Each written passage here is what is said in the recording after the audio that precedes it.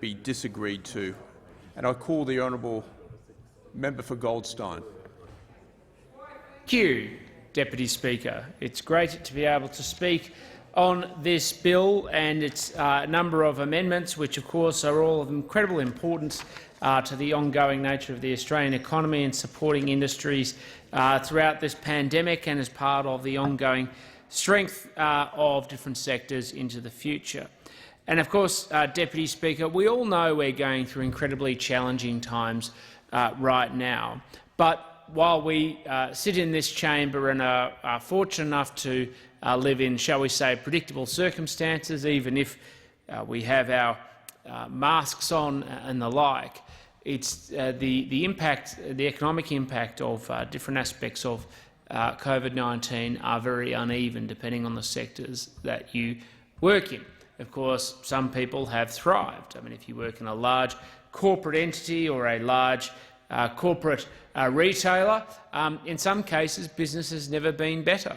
In some cases that is true because, in fact, one of the direct consequences of lockdowns is it takes people out of small businesses and concentrates them into big corporates. And I think we actually need to be mindful of this, that many of the measures that are taken in the interest of public health are exacerbating inequality and favouring the few at the expense of the many, particularly small businesses, and we need to be very mindful of that. But there are other sectors as well. Many people, for instance, who work in hospitality in Victoria, and particularly in the sector that often gets kind of overlooked as part of the broader discussion around hospitality, like live events. I have businesses in the wonderful Goldstein electorate, like wedding reception venues, who, of course, not just have had to cancel bookings as we have gone into different waves of lockdown, though they have. Of course, people booking future events has been heavily contingent on their sense of confidence that they're not going to have future lockdowns. And we know that for many of those small businesses, yes, people made bookings towards the end of last year and the start of this year, thinking that particularly the long lockdown in Victoria last year was hopefully going to be the last. But the ongoing rolling lockdowns that have persisted throughout Victoria this year has meant it's become increasingly difficult for anybody to be prepared to put any money or deposits down on the table. This no doubt will persist because there is a legacy effect that comes directly, or a lag that comes directly from these sorts of lockdown events, where I know people have had their wedding cancelled twice and they're not rushing off, of course, to reinvest or put down a deposit for a third time, thinking they could just be back up in the same situation. Flights are booked, honeymoons are booked, friends' time schedules are booked out, and of course they organise things like catering, flowers and the like. That of course continues for other types of events. Community events, a lot of community organisations have faced similar challenges, and in fact even our own political parties that have booked to organise fundraisers or community-spirited events, and they have had to be cancelled, and I have had that experience themselves. But of course there's another sector of the economy that has taken a big hit, and those are not just those like wedding venue providers, though they're critical importance, but it's also been live music venues and, of course, people who put on performances in the artistic sector who have also had their bookings hit too. And, of course, there are sectors in the economy that rely heavily on the movement of people, and traditionally have on the movement of people, particularly in areas like screen production for television and, of course, for the cinema. And part of this bill is to recognise some of those challenges that the different parts of the sector have faced in a contemporary world, not just in the context of COVID-19, but of course as part of the broader obligations around production offsets and making sure, and tax offsets to incentivise production into Australia. And the objective of this bill is to make those measures more favourable for the sector, but also more competitive, because we don't want Australia to be a desirable destination for production off the back of protectionism or pseudo-protectionism. We want Australian stories to be told because they reflect the very best of who we are, and sometimes our stories of hardship and challenge and tragedy. And we want that to be done because we believe that we see the best of humanity in Australia, but stories that are powerful and can move people. And the more compelling they are, the more they're produced understanding how to enliven, embolden, entertain, encourage an audience, or even to draw on emotion, is more likely to make them successful and for the success of our country to be presented on screen to the rest of the world, as well, of course, reflected back to us. So we don't want productions made through subsidies alone for the purpose of production alone. We want productions to be made and stories to be told because they reflect the best of what this nation has to offer, to take this nation to ourselves, to reflect ourselves back to ourselves as well as to the rest of the world. And making sure the policy settings are in place that we can do that, so that those stories are told to advance our national interest. Another important part of this bill, which might seem minor and technical, which is related to Schedule 3 of the bill, particularly in the Treasury portfolio, that deal with the clarification of the law to ensure it operates in accordance with the policy intent and make minor policy change to correct technical or drafting defects around parliamentary counsel and the like. Now, these, of course, don't particularly excite or energise anybody, but they are, of course, important as having legal instruments in place that are designed to advance the application of tax law. And then the other one is in the area of corporate insolvency reforms, where there's some amendments in terms of making sure that small businesses can operate successfully within an insolvency framework. And that insolvency framework is actually something that's very important and has been very important as a result of COVID-19, where we know a lot of companies have faced challenges around insolvency because of changing business circumstances, obviously as a direct result of government decision-making and the flow-through effect. And of course, the Morrison government provided some relief from insolvency provisions throughout last year to make sure that those companies are in the best position to survive and to trade through, particularly in circumstances outside of their control and which has limited impact on themselves, has significant impact on themselves, but limited to do with their own decision-making, including even if they were accepting responsibility.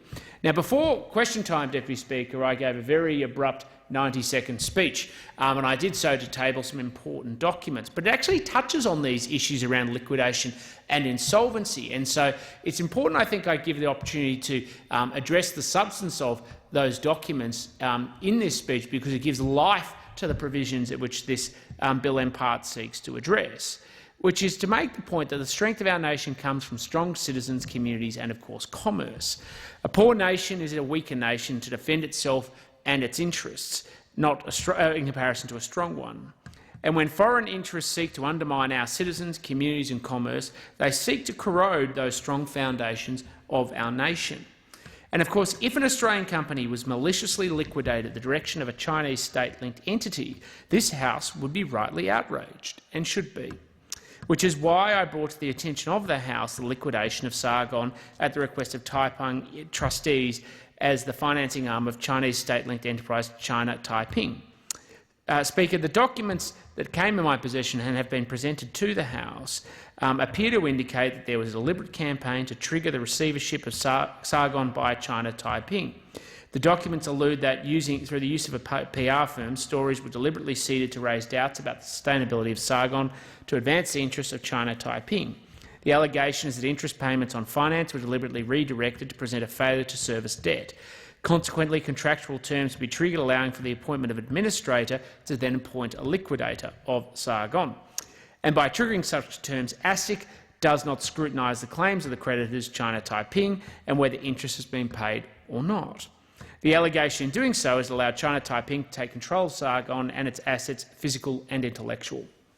Like many members that table documents, the documents that were presented only inform part of a complex picture, but there is a public benefit should the allegations be investigated and made out, because the documents include financial statements of Sargon, China Taiping and their trustee, implying payments were made and seemingly misdirected to trigger contractual terms. These are serious allegations, of course, and the documents are tabled to ensure scrutiny in the interests of Australian companies that might secure finance from Chinese state-linked entities, and should the claims be made out, a warning. The documents were also tabled in the hope that ASIC may review the matter and consider whether the appropriate course of action was taken in that situation. and therefore I will be writing to ASIC to seek their views and what action they intend to take in the context of the China-Taiping-Sargon matter. And of course, making sure that insolvency provisions work effectively for businesses and uphold interests, including the investment and effort that is made, while not allowing them to be manipulated or utilised by domestic or foreign entities, is of critical importance.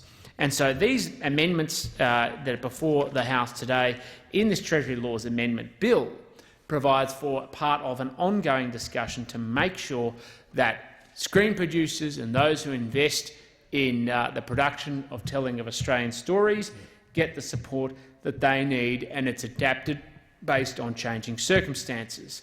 That insolvency provisions in Australia for today work effectively to support small and medium businesses to be able to trade through difficult times, and if they need restructuring, to be able to go on trading so that they can be successful, because nobody wants to see businesses fall over with liabilities. They would rather a situation where they find a pathway to success to continue to go on and employ Australians, but also to be able to make sure that they honour all of their creditors and obligations and avoid liquidation where possible. Of course, sadly, we know in some cases, Deputy Speaker, that is not the outcome that is achieved.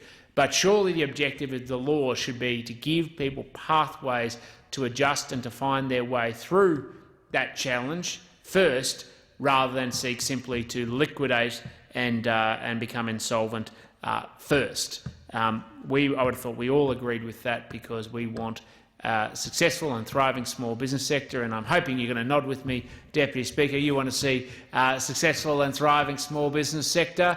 I'm seeing a nod there. That's good. In fact, I might even get one from the member for Fenner as well if we keep going at this rate, and even the Shadow Treasurer. But you never know your luck in the big house. And of course, minor technical amendments that deal with issues of tax design to make sure that the law works effectively to advance into Australia. But of course, nothing will improve the operation of the tax system than the simplification of the system, the flattening of the rate across the board, so that there is no intention or incentive for people to change their economic behaviour to seek lower tax rates. It's not just we should do it because it's economically efficient. Sure, that's all, of course, a consequence, but we should do it because it's just. Because the people who benefit from the complexity of the tax system are the rich, the powerful and entrenched interests. And we need to make sure the tax system reflects not just the challenges of the 21st century, though it must, not just so that it provides a pathway for the next generation of Australians to thrive and survive, and to encourage them to work, to save and to invest in their own future for the security of themselves and their families, but to make sure that we don't create a system that entrenches privilege, entrenches vested interests, and entrenches people to be able to earn more from the income and the growth from their assets in comparison to their labour. Deputy Speaker, that is one of the most fundamental principles of a truly liberal society. When people can earn more and get taxed less because of holding of assets over income, it rewards capital interests against labour. And that means that you entrench those interests and you break apart what I think is one of the fundamental principles that has made this nation successful and strong, which is to turn to the next generation and say that you get your equal chance too. We will back you to be able to realise your opportunity, but in the words of the Prime Minister rightly, to have a go, you've got to get a go.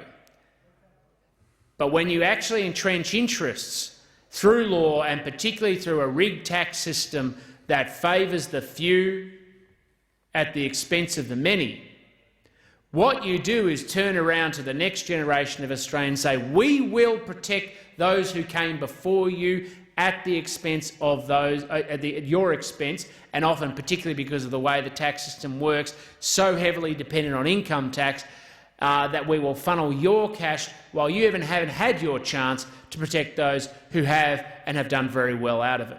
That's one of the reasons why it's so important that we provide the pathway for young Australians to be able to secure their own home and promote home ownership, because home ownership isn't just about a financial resource, though it is. It's also about providing the pathway for economic security and independence for the next generation of Australians to support themselves and their family. That's why it is the most important financial decision that Australians make. I thank the member for Gols.